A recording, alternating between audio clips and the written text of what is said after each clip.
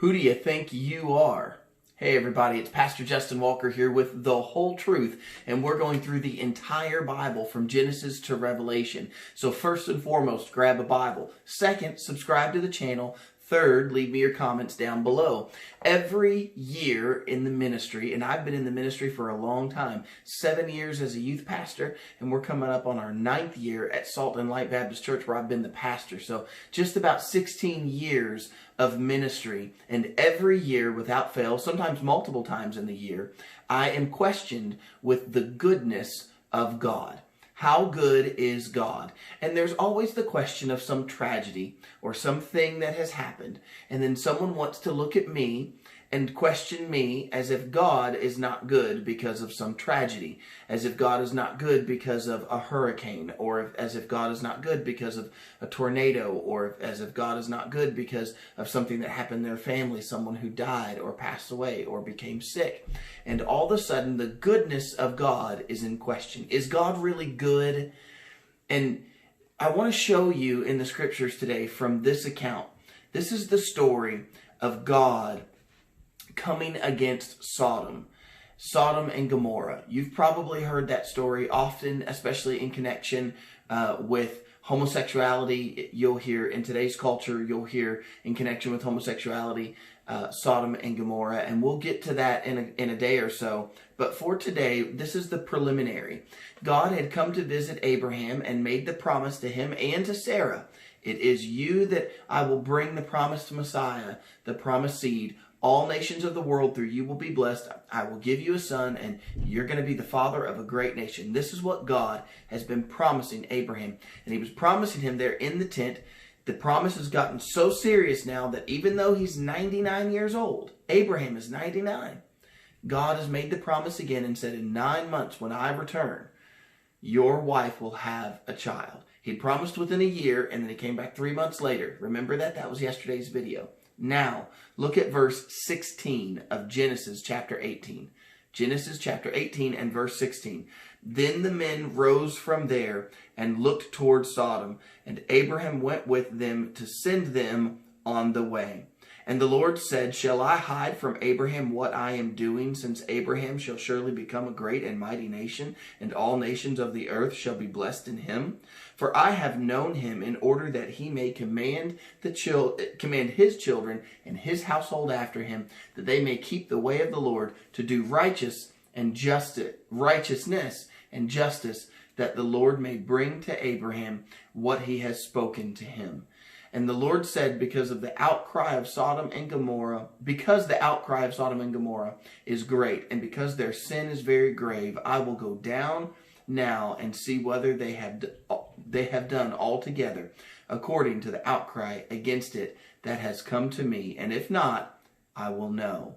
Now that's a mouthful, but you got the picture, right? God had come to visit Abraham, and we talked about that in yesterday's video. Now God is going to leave. Abraham said, please stay and eat with me, and I'm going to fix you some food. And so the Lord agreed. And we talked about that, how God sat down and he dined with Abraham, and he talked with Abraham and fulfilled, or talked about fulfilling the promise with Abraham. And now God gets up and he is going to depart. He is going to go look at Sodom and check on Sodom. And that's what he says. I'm going to go check. The men stand up. I believe we're talking about the Lord Jesus there and probably a couple of angels. And he stands up and he's going to leave and head towards Sodom. And he specifically says, should I hide from Abraham what I am doing? Now that's not God questioning within himself like he didn't know what to do. He was torn from one or the other. He is telling us that. He's revealing that so that we would know as we read his word that he was telling Abraham what he was doing so that Abraham would know what God expected. Did you catch that? It's in verse 19. For I have known him in order that he may command his children and his household after him, that they keep the way of the Lord to do righteousness and justice. So in other words, God is telling Abraham so that Abraham knows, and so that it is recorded what God does in Sodom and why God does it. So he tells Abraham. In other words, God wanted what is about to happen. He wanted it to happen. It's going to happen. He's telling Abraham for a purpose. Now, what's that purpose? Well, look. God says, I'm going to destroy Sodom because the outcry against Sodom and because their sin is very great. And so he's going to go check out what's happening. In verse 22, look what happens. Then the men turned away from there and went toward Sodom, but Abraham stood before the Lord. And Abraham came near and said, would you also destroy the righteous with the wicked? Suppose there were 50 righteous within the city. Would you also destroy the place and not spare it for the 50 righteous that were in it? Far be it from you to do such a thing as this, to slay the righteous with the wicked, so that the righteous should be as the wicked. Far be it from you. Shall not the judge of all the earth do right? So Abraham comes to God. He's called him Lord. He knows he's the Lord. The Lord has again promised him that he's going to have this promised nation, that he's going to have this promised seed come through him and his line. This 99-year-old man runs up to the Lord who's heading towards Sodom to check it out. And God said, I'm going to go look. I'm going to go see if the outcry is real. If what has been told to me is real, I'm going to go look. Not that God didn't know, but again, he's doing this for a point, to make a point to Abraham, to make a point to us. Abraham runs up to God and says, what if there's 50 people? We're talking an entire city. What if there's 50 people that are good? Would you destroy a city if 50 righteous people were there? Tell me you wouldn't do that, right? You wouldn't destroy a city if there's 50 righteous people. Well, pick up with me in verse 26.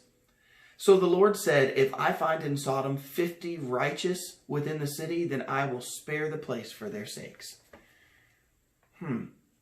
Abraham comes up to God as if Abraham, has this revelation. Wait a minute, what if there's 50? And God says, no, I wouldn't destroy it. If there's 50 people, I would not destroy the city. Well, look, verse 27, then Abraham answered and said, indeed, now I who am but dust and ashes have taken it upon myself to speak to the Lord. Suppose there were 5 less than 50 righteous. Would you destroy the city for lack of 5? So Lord, what if there's Lord, what if there's 45? Well, verse 28. Let's see, 28. Suppose there were 5 less than 50 righteous. Would you destroy all of the city for the lack of 5? And he said, if I find there 45, I will not destroy it. Verse 29. And he spoke to him yet again and said, suppose there should be 40 found there. And so he said, I will not do it for the sake of 40. Then he said, let not the Lord be angry, and I will speak. Suppose 30 should be found there. And so he said, I will not do it if I find 30 there. He said, indeed, now I have taken it upon myself to speak to the Lord. Suppose 20 should be found there. And he said, I will not destroy it for the sake of 20. Then he said, let not the Lord be angry, and I will speak but once more. Suppose 10 should be found there. And he said, I will not destroy it for the sake of 10. So the Lord went his way as soon as he had finished speaking with Abraham, and Abraham returned to his place. Lord, if there's 50 people, God says, no, I won't destroy it if there's 50. Abraham said, what if there's 45? No, I won't destroy it if there's 45. Abraham said, God, what if there's 40? Nope, I won't destroy it if there's 40. Lord, don't be mad at me, but what if there's 30? I won't destroy it if there's 30. I know I'm speaking to the Lord here, but what if there's 20? Do you get the progression here? Abraham keeps lowering the number, and that is in Abraham's mind, isn't it? Do you think that God changed his mind? Do you think that if Abraham had not spoke with God, that God would have still destroyed the city if there was 50 good, if there was 50 righteous? Well, Abraham obviously didn't change God's mind. God was revealing his will to Abraham. Abraham had it in his head. Oh, tell me God wouldn't do it if there was 50 people. And God assures him, no, I would not. What about 45 then? Nope. How about 40? No. So number one, it's in Abraham's head. Can I say this to you? When you begin to question the goodness of God, that is stemming from inside of your head. That's not the mind of God. That's not the will of God. Do you know that God not only does he not take any pleasure in the destruction of the righteous. As a matter of fact, that angers God, so he would never participate in it.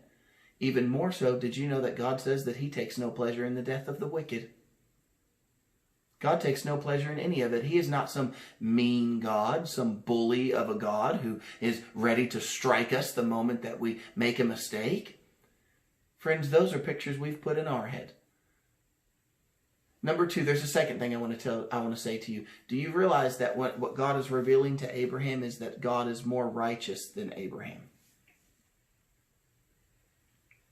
Let me reverse the question. Is Abraham more righteous than God? Are you more righteous than God? Would you dare to say, if you're willing to believe there is a God, I obviously believe there is one God, and he has sent his son Jesus to us. That's why I'm making these videos. So I believe that, but I'm questioning you this. If you believe if there really is a God, do you believe you are more good than him? Do you believe that you are more righteous than him? Do you believe that you know better than him? Ooh, that's testy ground, isn't it, if we say it that way? Is Abraham more righteous than God? Does Abraham have a more righteous thought? Far be it from you, Lord, that you would destroy the righteous with the good. But the Lord says, of course not. Do you think you're even, not only do you think are you more good than God, do you think you're better? Do you think you're the same? Are you even equal with his goodness? I would hope that your answer should come up to no. I am not better than God. I am not more good than God. It is his goodness and it is his grace. Of course, God's not going to destroy the righteous with the wicked. That's why God said, I'm going to go look. I'm going to check it out. I'm going to see for myself if the outcry is real. And I'm going to destroy the city if it needs to be destroyed. Not I'm going to go destroy the city because I'm just angry all the time. God's not the Hulk. Do you get that? What God is revealing to us is that he is good. So when you look around at the world and you begin to question and see awful things and bad things and you say, where is God? Or how much it hurt, and you say, why God? Don't question God with why as if you're better than him. It's okay to question God. He'll answer you if you question him legitimately. But don't seek the answers as if somehow you're seeking to prove that God is unrighteous and that you are righteous. God's already showed us he would spare an entire city if there were even 10 people there that were righteous. As a matter of fact, we're going to see Lot, who I believe became corrupt in the city, and God still spared Lot. And he'll send Lot out to make sure that not even one righteous person would die unjustly in that city. Do you catch the story? God is good. No matter what you think, God is still good. All right, guys, I'll see you tomorrow with Genesis chapter 19.